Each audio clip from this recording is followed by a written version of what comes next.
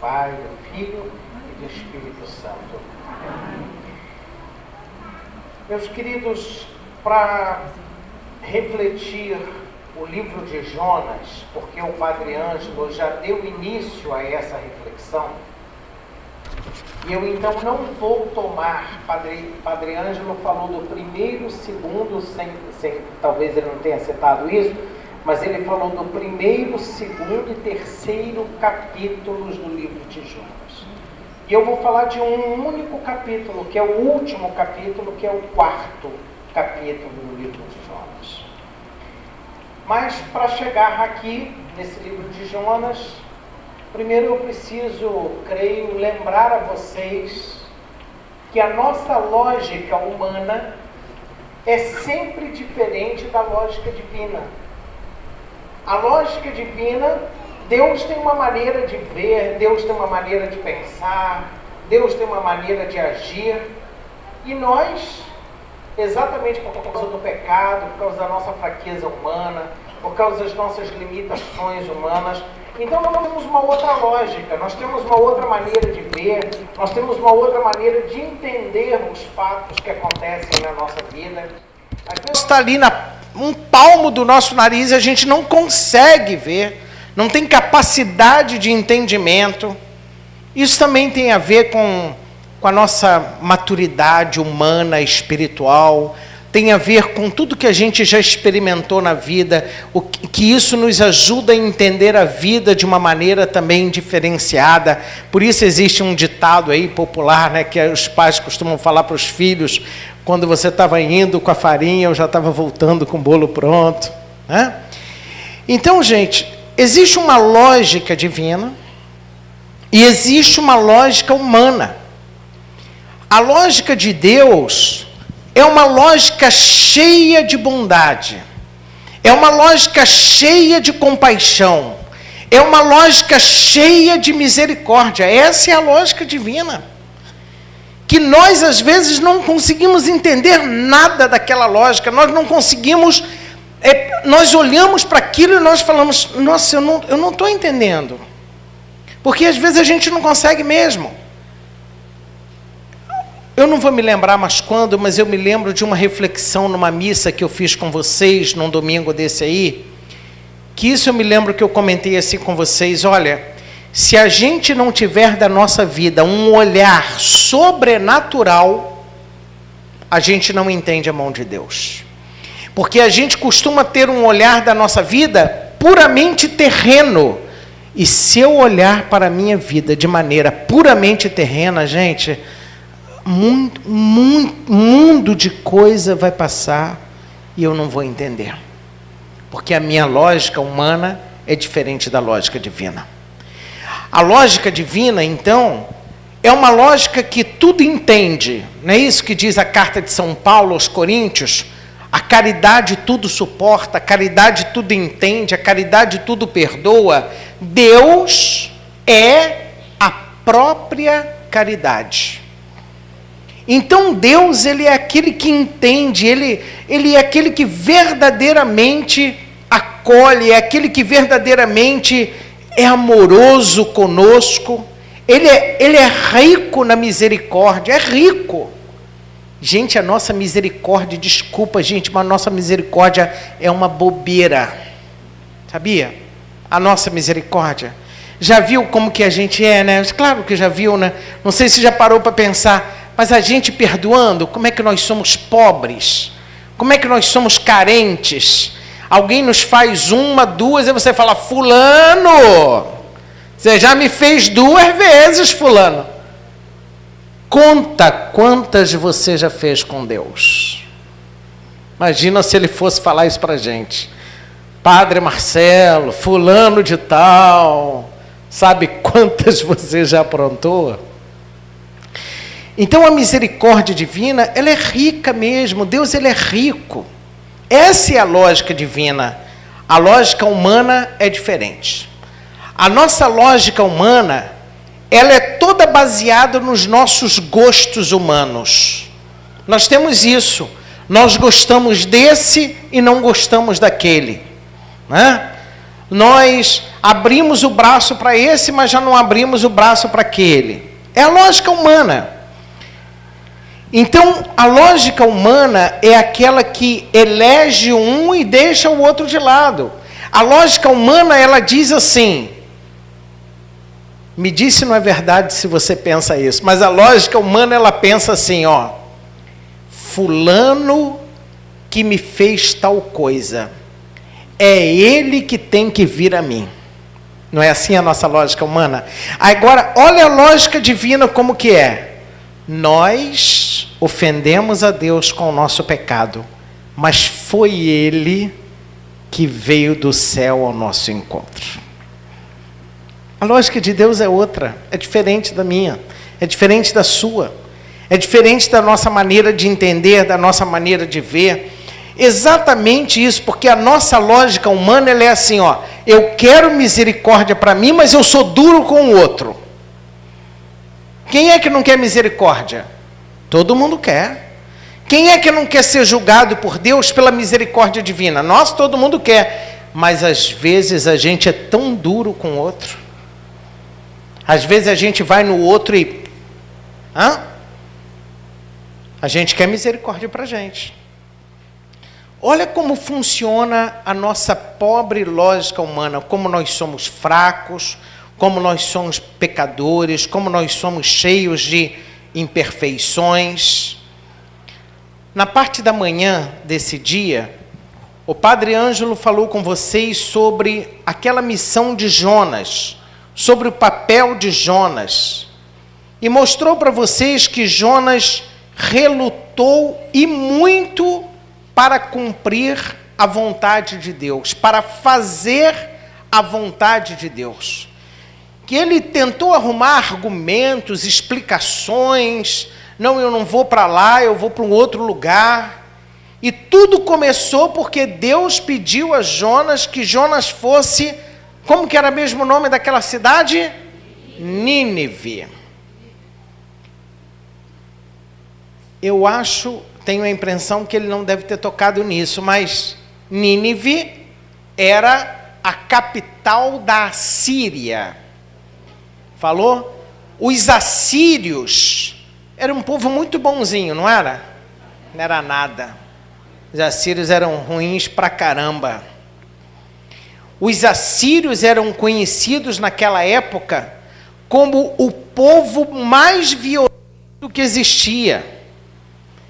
Todos os outros povos, eles faziam assim, quando eles invadiam, enquanto a luta acontecia, matavam um ao outro. Mas quando a luta acabava, os homens que sobrassem eram feitos escravos e as mulheres também podiam ser feitas escravos. Os assírios não.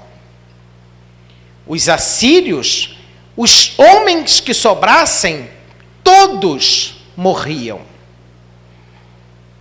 Eles não deixavam nenhum homem vivo. Ou você fugia, ou você morria. Então, Deus pede para Jonas ir nessa cidade, na capital dessa cidade, imagina, né? Na capital dessa cidade, para pregar que aqueles homens se arrependessem, que aquele grupo, que aquela comunidade se arrependesse do seu pecado.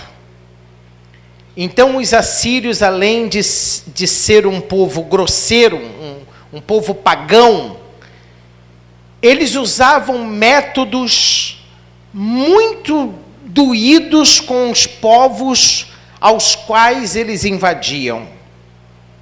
Por exemplo, eles faziam uma coisa chamada de empalamento. Nossa Senhora. Colocavam uma estaca de madeira no sujeito e apresentava, eles queriam invadir aquela outra cidade ali. Então eles apresentavam aquele sujeito morto, naturalmente, empalado naquela tala, e aí para mostrar àquele povo o seguinte, ó, ou abre a porta, ou vai acontecer a mesma coisa com vocês. E isso, gente, não está na Bíblia não, isso é da história, a história conhece isso. Eles tiravam a pele dos sobreviventes. Imagina um negócio desse. Que povo ruim, gente.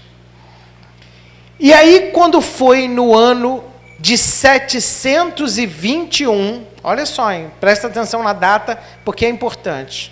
Quando foi no ano de 721 antes de Cristo, eles, os assírios, invadiram Israel. Você deve se lembrar que Israel era dividido em 2 reinos. O reino do sul, cá embaixo, e o reino do norte, em cima. Os assírios invadiram o reino do norte. 721 a.C. Então invadiram o reino do norte e acabaram com o reino do norte. Foi assim que surgiu aquele povo chamado de samaritano. Estão lembrados desse povo? Lembra que Jesus conversa com uma mulher chamada samaritana? Os samaritanos foi a origem do casamento entre os assírios e os judeus, porque a capital do Reino do Norte era a Samaria. Então, os assírios, quando invadiram, ou os homens fugiram, né? E foi assim que surgiu uma coisa chamada de diáspora. Quem estiver fazendo curso lá conosco vai ouvir uma hora, nós vamos explicar o que foi a diáspora judaica, exatamente por causa da invasão dos assírios. Mas as mulheres, eles então se casaram com as mulheres. Algumas mulheres se deram em casamento aos assírios, surgindo esse povo chamado de samaritanos. É exatamente nessa época que Deus manda o profeta Jonas a Nínive. Então você se coloca no lugar de Jonas. Qual era a visão que ele, como judeu, tinha dos assírios? Detestava os assírios. Olhava para os assírios com... Ai, se eu pudesse, né? Esse é o livro que nós estamos ouvindo hoje. Porque Jonas recebe de Deus a missão de ir a Nínive, e lá em Nínive pregar a palavra de Deus, e lá em Nínive anunciar a conversão daquele povo. Foi por isso que na parte da manhã, Padre Ângelo contou para vocês, que Deus mandou para um lugar e ele foi para outro. Que Deus mandou fazer uma coisa, ele queria fazer outra. Só que eu expliquei agora há pouco para vocês que a lógica de Deus é diferente da lógica do homem. Na lógica do homem, na lógica de Jonas, aqueles homens mereciam a morte. Aquele povo merecia ser exterminado. Então Deus, pensou Jonas, Deus me mandou a essa cidade e Deus então quer que eu vá a essa cidade, mas ele relutava principalmente por esses 2 motivos. Primeiro, porque ele odiava os ninivitas, e segundo, porque ele sabia que Deus era misericordioso. Então o próprio Jonas dizia, mas o Senhor é misericordioso, eu não quero ir lá. Aí Deus disse a ele que ele iria anunciar naquela cidade, que se aquela cidade não se convertesse, em 40 dias aquela cidade ia ser destruída. Aí Jonas falou, beleza, cidade vai ser destruída, é tudo que eu quero anunciar para eles. E lá foi Jonas, fazia a sua pregação. Aí o texto bíblico conta que depois de ter percorrido a cidade, Jonas avisava, olha, em 40 dias, se vocês não se converterem, essa cidade vai ser destruída. Na verdade, Jonas estava alimentando no seu coração a vingança. O que Jonas pensava? Que Deus iria então acabar com aquela cidade, e aí ele, Jonas, ia se desforrar daquele povo, das maldades que aquele povo havia feito, invadindo Israel. Então seria uma forma de ir às forras contra aqueles homens. Pensava ele, provavelmente, agora vocês vão ver, né? Jonas devia, convertam-se, mas no fundo devia estar pensando, vocês vão ver agora o que vai acontecer com vocês, né? Olha a lógica humana. Pensem na lógica humana, porque esse sentimento de Jonas, meus irmãos, às vezes é o meu sentimento, é o seu sentimento. Às vezes nós, por causa de fatos que vivemos na vida, que passamos na vida, nós também, meus irmãos, alimentamos a desforra. Nós também alimentamos a ideia de que aquela pessoa não merecia. É porque a nossa lógica humana, claro, é lógica humana, pensa aquilo que é humano. Não se eleva, não olha para aquilo que é sobrenatural, não olha para aquilo que é a lógica divina. Quando nós tomamos implicância com alguém, pode ser a pessoa mais bonita do mundo, pode ter todas as virtudes que a pessoa acha, mais defeitos que qualidades. Não é assim que acontece com a gente? Quando nós simpatizamos com uma pessoa, nos agradamos de uma pessoa, aí parece que é o contrário. Mesmo que você veja a falha, mas você diz, não, mas olha, as qualidades superam aquelas falhas. Mas se não caiu no seu gosto, se não é da sua, né, assim, do seu gostar humano, aí, meus irmãos, a gente começa, eu acho que rotular a pessoa. E, gente, a gente faz isso às vezes até dentro de casa.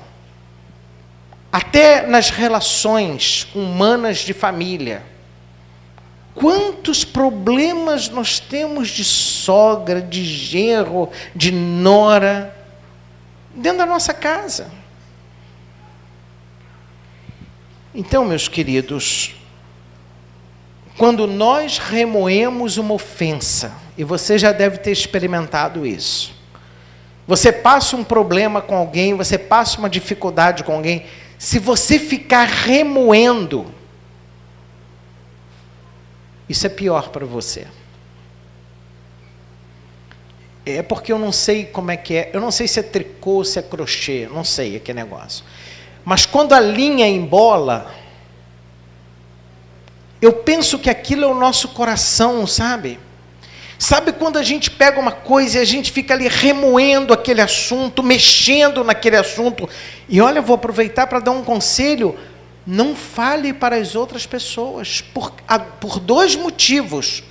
Um, porque você está envolvendo uma outra pessoa na história, e outro, porque quanto mais você fala, pior aquilo lhe faz. E Jonas entrou naquela cidade, anunciando que eles deviam se converter, mas bem lá no fundo, eu acho que eles pensavam assim, a ira de Deus vai descer do céu e vai acabar com vocês, né? Vocês vão ver hoje. Então, minha gente, nós não somos perfeitos. Quem é perfeito? Quem pode olhar para a sua própria pessoa e pode acusar uma outra pessoa? Nós não podemos fazer isso, gente. Na verdade, eu acho que é porque, é claro, a gente acaba esquecendo isso, porque nós somos humanos, nós somos falhos mesmo, sabe? Mas eu acho que se a gente parar para pensar um pouquinho, a gente diz assim, eu não posso fazer isso. Porque nós estamos cercados, todos nós, de imperfeições. Quem é que não está cercado de imperfeições? Cabe perfeitamente para mim e para vocês aquela palavra que Jesus Cristo certa vez disse a uma mulher adúltera: quem não tiver pecado, atire a primeira pedra. Aliás, ele não disse para ela, disse para aqueles que estavam no entorno dela. Então, voltando aqui ao texto bíblico, Jonas, depois de ter anunciado aquilo que Padre Ângelo contou hoje na parte da manhã, que ele era, vamos, se convertam. Uma vez eu fiz uma peça para crianças, meu Deus. E aí tinha um sujeito que ia fazer o papel de Jonas, mas ele era muito divertido. E ele gritava, as crianças adoravam, porque ele gritava, suas ínguas se convertam. Criançada adorava aquilo. Mas eu acho que era bem um sentimento mesmo de Jonas com aqueles assírios, né, com aqueles ninivitas, né, falando que eles deviam se converter, mas no fundo mesmo, zangado com eles, triste com eles, desejoso de maldade na vida daqueles homens. Mas o que aconteceu?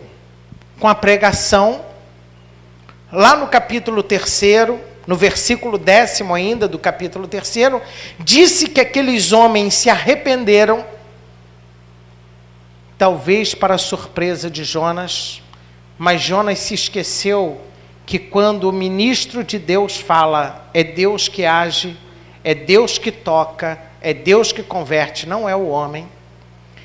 Então Jonas, talvez para a surpresa dele, viu que aquele povo começou um processo de conversão, renunciando aos maus caminhos e querendo voltar-se a Deus. E esse versículo 10º do capítulo 3º termina dizendo o seguinte, que Deus, olhando o arrependimento daqueles homens, resolveu não mais destruir a cidade.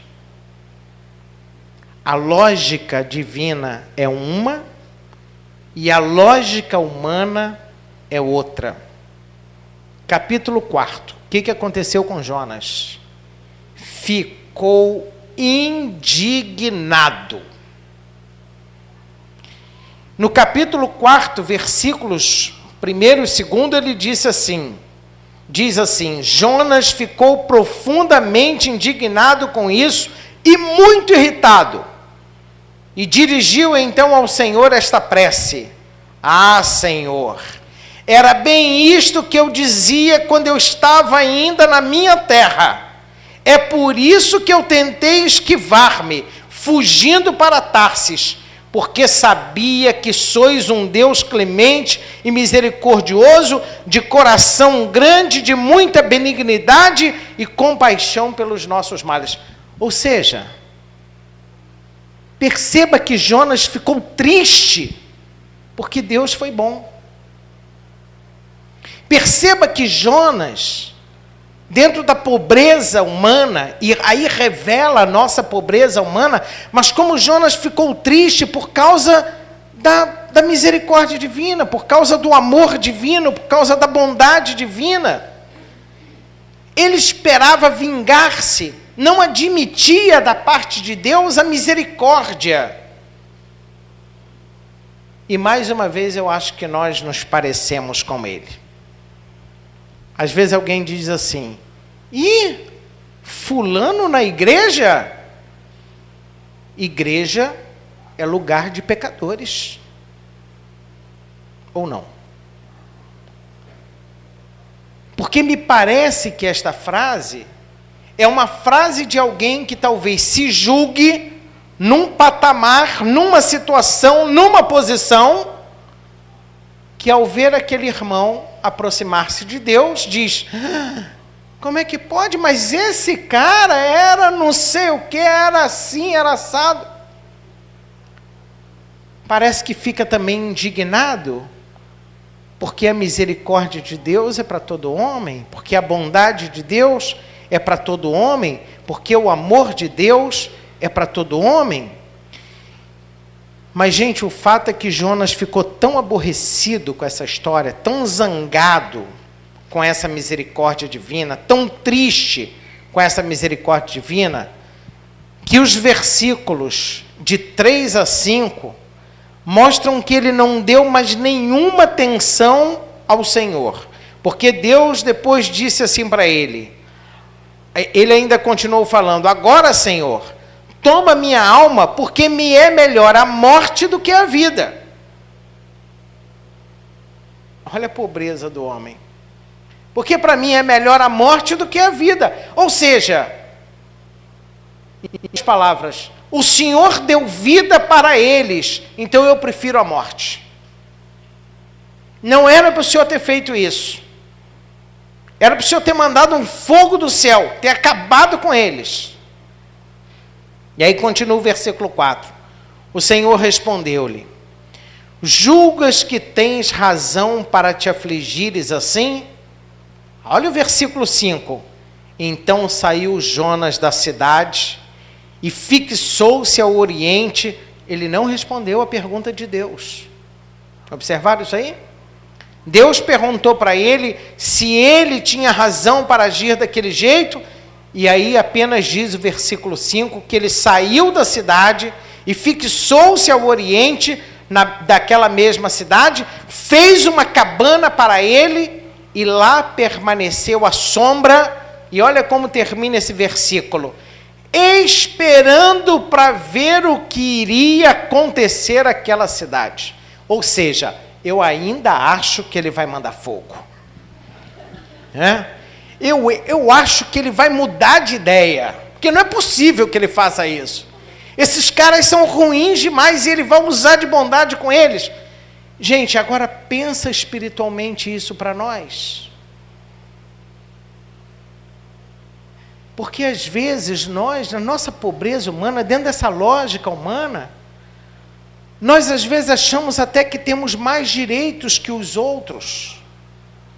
Sabe quando a pessoa frequenta a igreja há 30, 40 anos, ela diz, mas eu estou na igreja há 30 anos. Tá bom, amigo, mas a porta tem que estar aberta para o que está chegando agora. A porta não pode estar fechada, né? Porque igreja não tem cadeira cativa. Então, sabe quando a pessoa pensa que a pastoral é dela? A pastoral, aqui quem manda sou eu. Não. É igual, está agindo igualzinho a Jonas. Está fechando. É como se a salvação fosse só para ele, Jonas, e para o seu povo.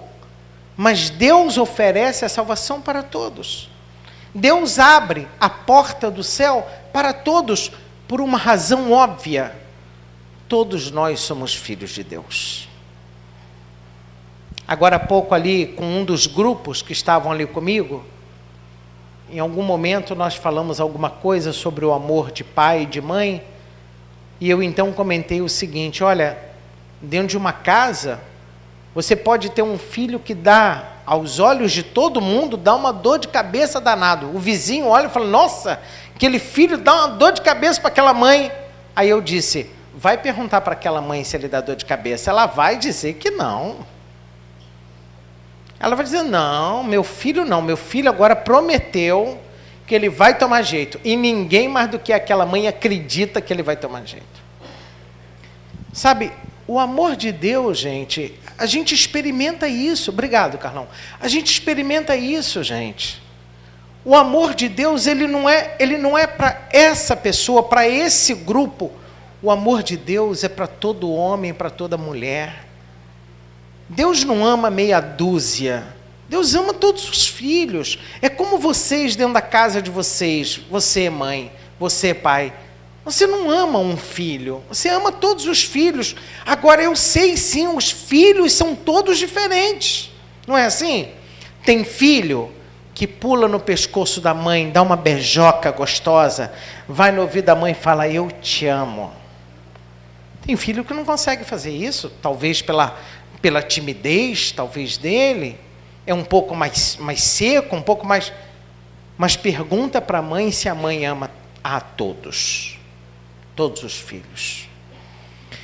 Sabe, gente, então, essa atitude de Jonas, que não deu atenção a Deus, porque Deus fez essa bondade, que se retirou e foi sentar de longe para ver o que ia acontecer com aquela cidade, nos lembra às vezes quando nós cristãos pensamos que os outros não têm direito, que os outros não podem chegar, que não há espaço para os outros, quando nós então, conforme eu disse, rotulamos os outros, excluímos os outros. Será que alguém pensa assim? Nós que estamos na igreja somos mais amados que aqueles que não estão? Está errado. Somos igualmente amados. Será que alguém pensa assim? Hitler foi menos amado por Deus? Não. Bin Laden foi menos amado por Deus? Não. Aí é que está a lógica divina. É isso que nos surpreende na lógica divina. Porque a gente tenta entender as coisas de Deus com a lógica humana. E aí a gente, na lógica humana, vai dizer, opa, peraí, Bin Laden não, porque aí já é demais. Para Deus, não. É filho, é amado. A salvação é oferecida. Sabe? Jonas fez uma obra, a obra da pregação, mas, ao que tudo indica, a motivação da pregação que ele foi fazer não foi uma motivação boa. A motivação acabou sendo uma motivação errada, porque ao se retirar, ele fez uma cabana e ficou de longe esperando para ver o que ia acontecer. Mas Deus, vocês sabem disso, Deus nos educa todos os dias, sabe? A gente é que pode ser assim, surdo, cego, né? Mas Deus nos educa todos os dias. Se a gente prestar atenção nos fatos que acontecem na nossa vida, na maneira como Deus age, Deus nos educa. E Deus fez a mesma coisa com ele. Porque diz que Jonas foi se deitar debaixo lá de uma barraquinha que ele fez, e essa barraquinha que ele fez, mas ali estava muito quente, estava abafado, o texto explica isso, estava muito quente, dá para entender que era um local quente, e ele então tentou proteger a cabeça ali do sol, sabe, debaixo dessa barraquinha. Aí Deus, que é bondoso, que tem uma lógica da misericórdia, fez nascer ali uma trepadeira. E essa trepadeira então lançou os seus ramos e fez sombra para Jonas. Olha como Deus é bom. E aí fez sombra para Jonas, fez com que os ramos daquela trepadeira, né, conseguissem proteger o sono de Jonas. E Jonas então vai dizer a Bíblia, alegrou-se com aquela trepadeira e foi dormir. Me parece que Deus cuida até do nosso mau humor. Porque Jonas estava com mau humor danado naquela hora, né? Foi se deitar zangado com Deus. Mas Deus ainda assim fez sombra para ele. No dia seguinte, a Bíblia, na linguagem, diz que Deus mandou um verme para comer a trepadeira. E aí o que aconteceu? O sol nasceu, mas a trepadeira tinha morrido, não estava mais ali, estava murcha, tinha acabado. Aí o sol bateu em Jonas e ele acordou, mas já acordou, e tem gente que acorda assim também, né? Já acordou azeitado, né? E já acordou zangado, e aí disse outra vez para Deus, prefiro a morte. Mas por que ele disse que ele preferia a morte? Porque ele viu que nada tinha acontecido a Nínive. Ele olhou para Nínive e disse, nada? Não aconteceu nada. Nada. Eu prefiro a morte. Ainda essa única coisa que estava aqui fazendo sombra para mim agora morreu. Então nossa, não tem mais nada, porque os ninivitas não morreram, e a minha trepadeira morreu, e agora? Muito bem, Jonas, quando eu estava preparando essa reflexão, ele me fez lembrar do irmão do filho pródigo. Aquele mais velho, que quando o filho voltou para casa, o texto é muito interessante porque ele diz assim para o pai, esse teu filho, ele não disse meu irmão, ele disse assim, esse teu filho, que gastou os teus bens com as prostitutas, agora volta para casa e o Senhor dá uma festa para ele. Igualzinho a Jonas, ó. Olha a lógica humana. E o Senhor vai dar uma festa para ele. Então, meus irmãos, esse filho mais velho e Jonas, eles obedecem por obrigação, não por amor. Sua obediência não é uma obediência voluntária. É interessante porque Jonas, quando prega, fica claro que ele não esperava a salvação daquele lugar. Ele prega esperando a perdição daquele lugar. Ele prega tendo a certeza, eu vou usar essa palavra mesmo que me veio aqui, hein? Ele tinha certeza que eles iam se ferrar. Ele deve ter pensado, vocês agora vão ver o que vai acontecer com vocês. Gente, deu tudo errado para Jonas e tudo certo do jeito que Deus queria. Ele chora a tristeza porque os ninivitas receberam de Deus a misericórdia no lugar do castigo. É tão interessante como que nós somos, né? Como que nós podemos ficar tristes com a salvação do outro? Como que nós podemos ficar tristes com a misericórdia de Deus? Como que nós podemos ficar tristes em ver que Deus é bom? Como? Jonas quer morrer porque os ninivitas não morreram. Porque os ninivitas ganharam a vida. Mas olha o que diz o versículo 9. Porque ele disse que preferia a morte, porque a árvorezinha dele lá, a trepadeira, tinha morrido. Então Deus disse assim para ele, o Senhor disse a Jonas, julgas que fazes o bem em te irritares por causa de uma planta? Porque a queixa dele também porque a plantinha morreu. E Deus, aí Jonas responde, sim, tenho razão de me irar até a morte. Que sujeitinho, né? Danado. Tiveste compaixão de um arbusto, disse-lhe Deus, pelo qual nada fizeste. É verdade, Jonas não plantou aquele arbusto, Jonas não preparou a terra. Então Deus está dizendo para ele, olha, tiveste compaixão de um arbusto, pelo qual nada fizeste, que não fizeste também crescer, que nasceu numa noite e numa noite morreu. E então eu não hei de ter compaixão da grande cidade de Nínive, onde há mais de 120 mil seres humanos que não sabem discernir entre a mão direita e a esquerda e uma inumerável multidão de animais? Ou seja, você, Jonas, está triste porque uma árvore morreu? Será que não entende que eu ficaria muito triste se os meus filhos morressem? A lógica de Deus não é a nossa lógica.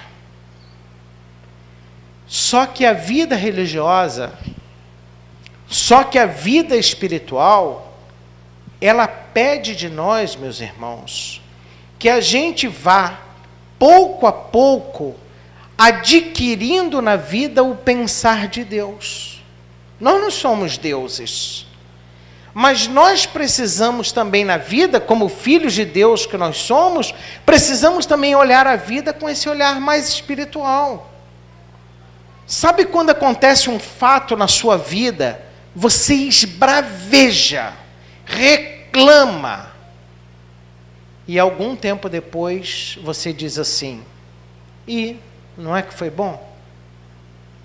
Algum tempo depois você diz, e a mão de Deus estava ali, e eu não estava vendo. Quando a gente começa a experimentar, e todos nós somos chamados a isso, quando a gente começa a olhar os fatos da nossa vida, não apenas com uma visão terrena, não apenas com uma visão humana, mas quando a gente começa a olhar os fatos da vida e entender que Deus age na nossa vida, que Deus está, que Deus está no controle, não é isso? Gente, isso é absolutamente verdadeiro. As coisas, é porque às vezes as pessoas usam a palavra, as pessoas às vezes têm uma grande graça de Deus e diz, por acaso aconteceu isso. Espera aí. Acaso é uma definição filosófica que diz que duas ações produzem os seus efeitos, e quando uma ação e outra ação produz o seu efeito, e ambos efeitos se encontram, chama-se de acaso. Isso não é um acaso.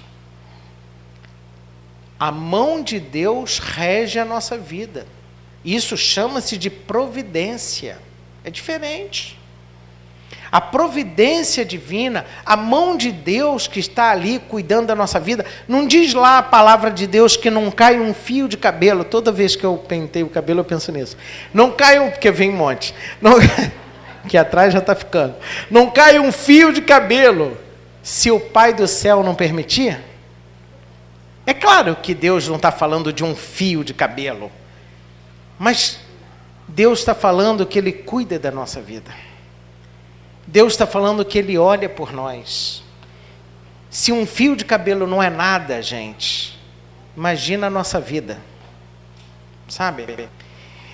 Então, e eu vou terminar por causa do nosso horário, mas, então, minha gente, a gente precisa ver isso, sabe? Olhar para a nossa vida com um olhar verdadeiramente espiritual, saber que nada escapa à mão de Deus, nada foge à mão de Deus.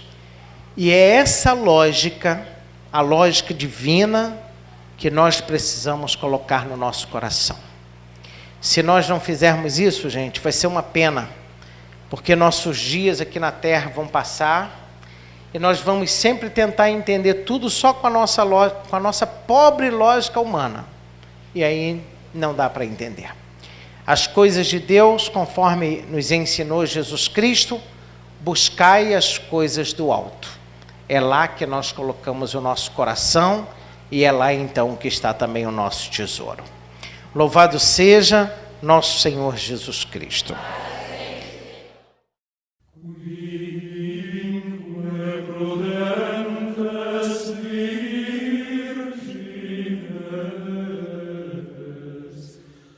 Shepherd